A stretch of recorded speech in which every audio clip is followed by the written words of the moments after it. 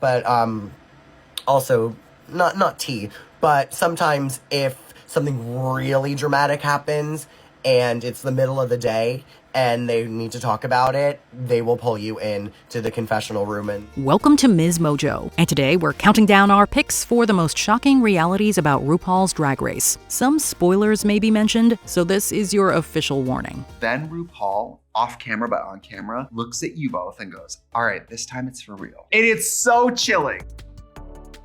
Number 20, Tyra's continued vitriol. What about me? What about Tyra? Snap out of it. Turns out there is such a thing as a sore winner. Despite being one of the first champions of the franchise, King Tyra, formerly known as Tyra Sanchez, has dedicated much of his post-show experience to psychologically tormenting those who still enjoy it. If you took what I said and that affected you or that you're related to that, then yes, I was talking to you. You were the person that I was talking to. For everyone else, it was a kiki. From making cruel jokes about fellow former contestants passing away to telling fans to take their own lives, he aims his sights at anyone that he feels crosses him. He has even spread false rumors about Morgan McMichaels dying and posted what many believe was a threat against DragCon. I look pretty good for a dead bitch. She's alive! Though many try to ignore him, he keeps popping back up, leading to several people demanding the crown and title be stripped from him. Number 19, queens can't appear on another show for a year after the season airs. I'm just gonna say 9 words. I swear to God that I am a faithful. With the resurgence of competition-based series starring iconic former reality stars, you may have wondered why you don't see many recent queens participating. It may seem like they just aren't interested, but judging by the Season 8 contract, they aren't allowed to appear in another televised show for a full year after their last filmed episode airs. Thank you, Aja. It's a pleasure. You don't love me. I'm gonna make you love me. In fact, it may be one of the few times that being an early out is truly beneficial. There's a chance the standards may have become more lenient in the past few years, but it may be why you have to wait a little while longer to see your favorite appear in House of Villains. Because let me tell you something about me, baby. I've done competitions twice before, and I've been the runner-up twice. So as you bitches thought that just because y'all in a little clique and in a group, y'all gonna get somewhere far, then let me tell you, you are highly mistaken. Number 18, confessionals are filmed the morning of that week's episode. Sure, be brutally honest. I kind of was thinking that you would turn out something that we hadn't seen. Not today, Satan. Not today. One of the most popular segments of many reality TV shows is the confessional, a sacred place where contestants can tell the audience their thoughts on anything that happens during filming. Thanks to queens like Jan and Brooklyn Heights, we've been given more insight into how Drag Race navigates. I believe normally we started filming around 9 or 10 a.m. and you're leaving the hotel to go and film sometimes at like 6 or 7 a.m. and to film your confessionals. And then once you're there, you wait around. The former revealed that the interviews are filmed each morning before the episode itself is recorded, with some exceptions in the case of unexpected drama occurring. This method makes it easier for editors to choose what clips to include after the challenge has already been filmed. To keep things consistent, they even have everyone dress in the same outfit every day, a far cry from the standards on the earlier seasons. She's very poppy and fashion forward. She loves accessories and she likes glitter because it's wicked sparkly. I'm not nervous. I'll read a bitch. I will read you to filth. Number 17, queens can't sue if they contract a disease on set. Come on, season 6, let's get sick me! It's important to cover your bases legally, but some might find this strange. In the aforementioned contract, there are several release statements that the contestants sign off on. One stated that queens assume any and all risks of working in close quarters with others, whether it's in a general sense or a more intimate manner. What this means is that should a participant come down with something, whether it's merely a cold or something much more serious, the responsibility lies with them, and they can't sue the show itself. Fee, fi, fo, fum. Order in the fairy tale court. Do you swear to tell the tea, the whole tea, and nothing but the tea? So help you Mother Goose. With that in mind, it suddenly makes even more sense why there were so many necessary precautions taken during the COVID-19 pandemic. Category is precaution. I felt really, really safe on the set. The Drag Race team went above and beyond with making sure everything was done correct temperature check when you come on the set. Number 16, the intense audition process. My entire audition was filmed in my bedroom, lip syncs and all. Really? Wow. Yes. I had all of New York City holding my goddamn phone trying to fit it in. If there's one thing Ru has made clear, it's that she expects the best, including at the audition. Some former contestants have been quite forthcoming about the stringent requirements when submitting a tape. According to season 11 runner-up Brooklyn Heights, potential participants need to present 2 lip-sync performances, multiple options for Snatch Game, an interview out of drag, acting challenges, and even a look made from unconventional materials. The hardest part for me going into it was just not knowing what to expect every day and not being able to prepare myself. I like preparation and I like schedules and I like knowing things. The hardest part? Having to fit it all into a 20-minute span. It's strenuous, but it makes those who do make it seem all the more impressive. Some have even posted their own auditions over the years, showing the fans exactly what it takes to make it on. Well, I work here in New York City and perform 5 nights a week. Actually, the only hardships I've ever faced was razor burn, my wig not gluing, and not knowing words to a song. Number 15, Ru doesn't interact with queens. You think we saw her at all? Harsh treatment or merely a reality of the genre? We'll let you decide. Though RuPaul does have several moments where he appears to genuinely connect with a contestant, when the cameras are off, it's a whole different story. Reportedly, the host keeps the queens at arm's length when they aren't filming, and hardly speaks to them at all. Who did RuPaul talk to the most off camera? Nobody. You know what? This isn't necessarily a bad thing. Most likely, at the end of a long day of shooting, he just wants to detach and relax. Do you two have banter prepared, or what's your chemistry like? However, it does undeniably keep a wall up between him and those competing for the crown, which may be exactly as intended. So imagine your first time walking the runway and they go, all right, it's you, go, Trixie. And you hear RuPaul go, next up, Trixie Mattel, whatever. You turn the corner and the lights are on and there's RuPaul and the judges and the runway and you've never seen it before. And it's so scary. Number 14, queens can be sued for $2 million for breaking confidentiality.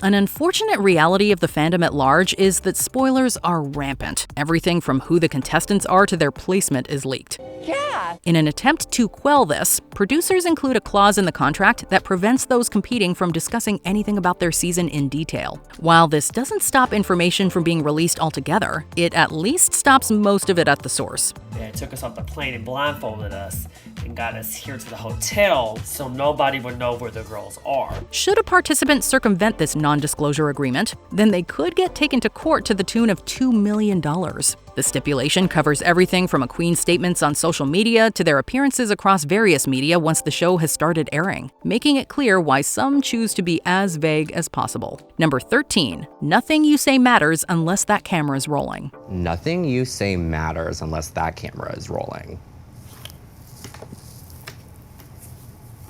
And that broke my spirit. As stated earlier, RuPaul isn't exactly known for having a warm off-camera rapport. If a queen tries to get too close, disaster may follow. During a break from filming an episode for season 7, Pearl told the host how much she enjoyed working with her and how honored she felt. The camera went down for a moment and I turned to RuPaul and I said, oh my God, like, I just want to say thank you so much. Like, it is such an honor to be here, such a pleasure to meet you, you have no idea. Ru's response? To say that nothing she said mattered unless the camera was on. It was an unexpectedly harsh response, even if there was a grain of truth to it. In a genre like this, being genuine doesn't get you far unless it's broadcast for everyone to see. Well, I'm hoping it will light a fire under your ass.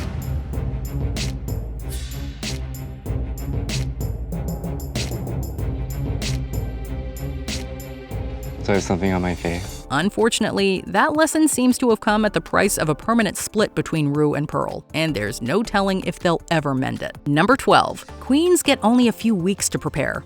We were told, with a little bit of information we were given, wear something that you wouldn't be upset if it got ruined. That was it. So that's why I'm wearing this little random dress that I wore 15 times on the show, because I didn't have much time to pack up and go do it. Imagine this. After preparing your audition tape and waiting, you finally learn that you've made the cut. After the initial excitement, you need to prepare. And unfortunately, you don't get much time. With just a few weeks to get all your looks for runways, mini challenges, and whatever else ready, it suddenly becomes much more daunting. Even beyond outfits, some need time to learn how to sew, act, dance, or perform any other skill Ru has them show off. Even packing is a logistical nightmare, with contestants having a 5-bag limit that's easily exceeded with hair, shoes, and makeup alone. I can't imagine the weight of your suitcases. Yeah, it was definitely a struggle. Like, when I was packing for Drag Race, we only get a certain amount of luggage, so I actually was wearing that hat on the plane. Stop it! Yeah. Some queens have reported having even less time before filming,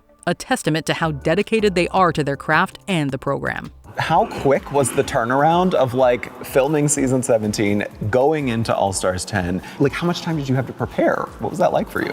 It was 4 to 5 days that I had to prepare for the first bit of the competition. Wow. Yeah. Number 11. Some queens pay thousands for their runways. I have a person I'll go to for evening gowns, or if I want to be more streetwear and more fashionable, I have certain people I use.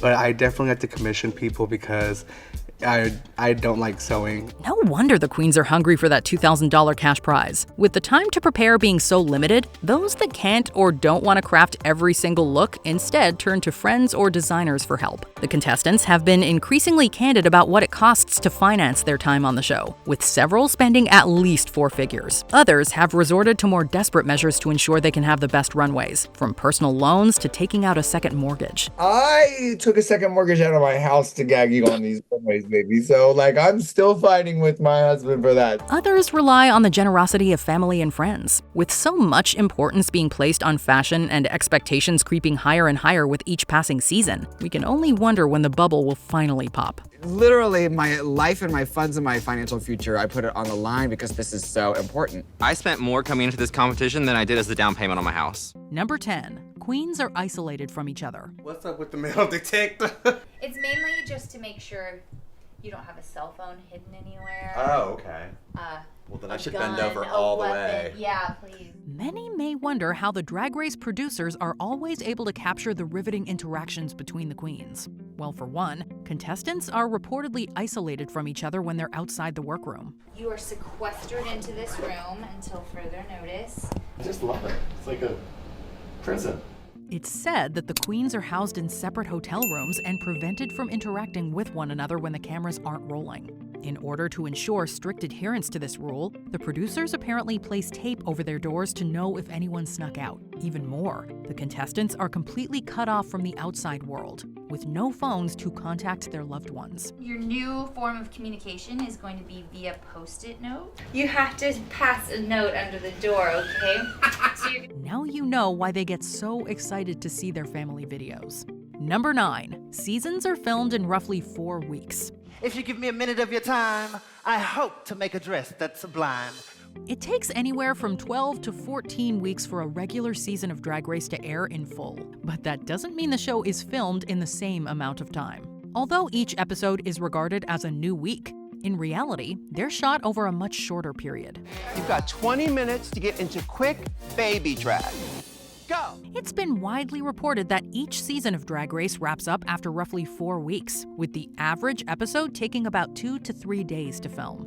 This would mean that the queens only have hours to sew and design exquisite dresses, come up with hilarious commercials, and write sickening verses. Boy, it really do take nerve. Thank you. Number 8. RuPaul's Bad Memory. It's time to play the game that's sweeping the nation.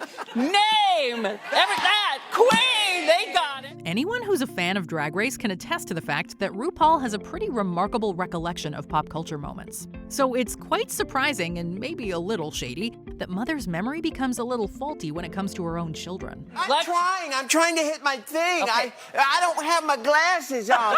RuPaul has been captured multiple times forgetting the names of past Drag Race contestants. Sure, there have been a gajillion seasons at this point, and about a dozen times that number of queens, but the least Mama Ru can do is remember the winners' names, right? Well, wrong, apparently. Fans were stunned when RuPaul seemingly forgot that of the queen of all queens at DragCon 2022. I told this one right here, because your name is Jinx. Come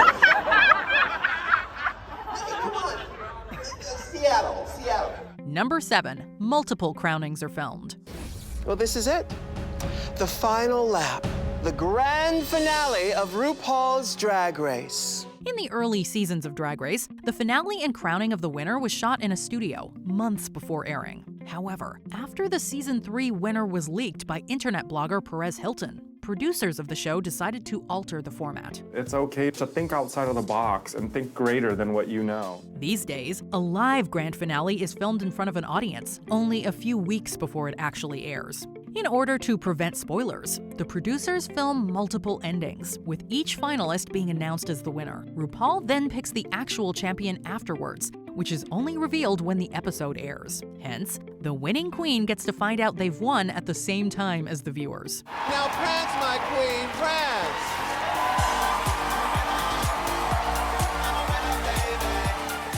Number 6. Merle Ginsburg is replaced by Michelle Visage. I think you believed in me even more than my parents, even more than my husband.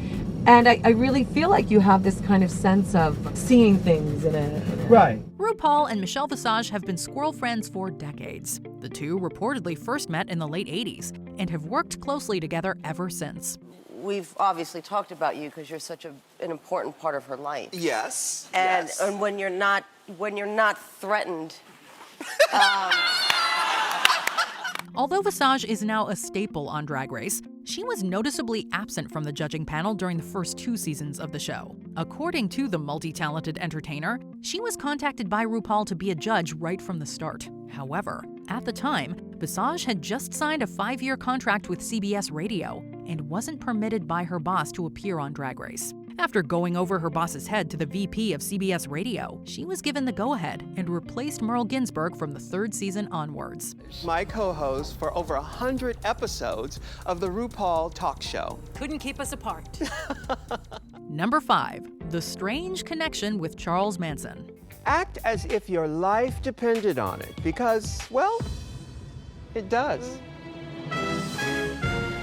RuPaul's Drag Race is a reality series centered around drag queens competing for the ultimate prize. So what in the world would such a show have in common with the cult leader and serial killer Charles Manson? I just wanted to be a star any way I got it. I said if I didn't become a star by 35, I was just going to become a serial killer. Well, you can relax a bit. Manson has never been a guest judge on any of the episodes. However, some seasons of Drag Race have been filmed on sound stages in Simi Valley. Situated within Ventura County, California, the valley was reportedly once home to the Manson family and was the location of some of their despicable crimes. When asked about the connection in a Vanity Fair interview, Mama Ru said, quote, "We've come to cleanse the whole area of its checkered past." Tonight, they're ready to slay the runway in their best drag. Number 4. You've got she-mail. No ma'am, no ham, no Pam, no cauliflower, no cornbread, no green beans. RuPaul has come under fire in the past for some statements that have been viewed by many as transphobic. In the formative years of Drag Race, episodes began with a pre-recorded video from RuPaul that opened with the line, "Ooh, girl, you got she-mail." Regardless of the intentions behind this, the term was clearly a pun on the transphobic slur she-male. After a controversial season 6 episode, in which the slur was used in a mini-challenge, the show was called out for the lack of oversight. As a result, the mini-challenge was removed from the episode, and the opening line of the pre-recorded video was changed to the less controversial, "Sheena already done had hers." And of course, I've, taken that to the bank. Number 3. Grueling production hours. Our poison bit is going on a long time. Roxy and I are sort of standing there like... Anyone who's worked on a film or TV show will not hesitate to let you know that production hours can be long. And while that's arguably harder for the technical crew on an average set, you have to take into consideration that the Drag Race queens need to be in full drag for the better part of the episode. Oh, God! There's nothing more sad than the tears of a drag queen. According to some sources, a production day typically takes around 11 or 12 hours. This means that queens have to be tucked, wearing heels, hair, and makeup, and be fully dressed for practically half a day. It's pretty understandable now why they're quick to take off as much as possible as soon as they hit the workroom for Untucked. Bye, lady. Bye, Chida Rivera. You better wear this out if you're in the body. Oh, you know it. Number 2. production manipulations. Hi, I'm Trixie Mattel. I'm 27 years old, and I'm from sunny West Hollywood. And some people might say I'm fake, but those people are alcoholics. Since its premiere, RuPaul's Drag Race has been widely celebrated as a cornerstone of queer representation. But at its most basic, it is still a reality TV show, a genre that is apparently notorious for being heavily manipulated. Drag Race seems to be no exception. Blame it on that edit. Blame it on that edit. She wanna blame it on that edit. Blame it on the edit. Reports have long made it online that the show favors certain queens to win, and sometimes sets up other contestants to fail, to the point that they allegedly know beforehand that they'll be going home. While there may be no way of confirming this, fans have pointed out the perceived unfair treatment of Max and the unfavorable edit given to Jeremy Carey, formerly known as Fifi O'Hara, as indicators. After my season, a lot of people had this perception of me, so it was hard to get bookings. People genuinely thought I would come and like cuss them out, so it took a lot of work to show people that I'm professional. Before we continue, be sure to subscribe to our channel and ring the bell to get notified about our latest videos. You have the option to be notified for occasional videos or all of them. If you're on your phone, make sure you go into your settings and switch on notifications. Number 1. Willam's disqualification. In the history of Drag Race, there have been quite a few shocking eliminations. What the hell is happening? One of the very first in that category was the disqualification of Season 4 contestant Willam. After winning the Frenemies episode alongside Latrice Royale, Willam was sent home for reportedly breaking the rules. Your actions have consequences, and I'm afraid you leave me no choice. Willam, I have to ask you to leave the competition immediately. It was later revealed that Willam had received unauthorized visits from her partner during filming, which constituted a breach of contract. Although, the Queen has maintained that there was another more shady reason for her disqualification. Since her exit, Willam has consistently spilled behind-the-scenes tea about the show, including claims that the queens were not properly fed and the presence of safety hazards on set. They were giving us like literally $75 for 12 people to eat. That makes like $6.75 per person or something at like 10:30 at night. They didn't know our names. They called Latrice La something. Which aspect of RuPaul's Drag Race do you think is the most shocking? Let us know in the comments below.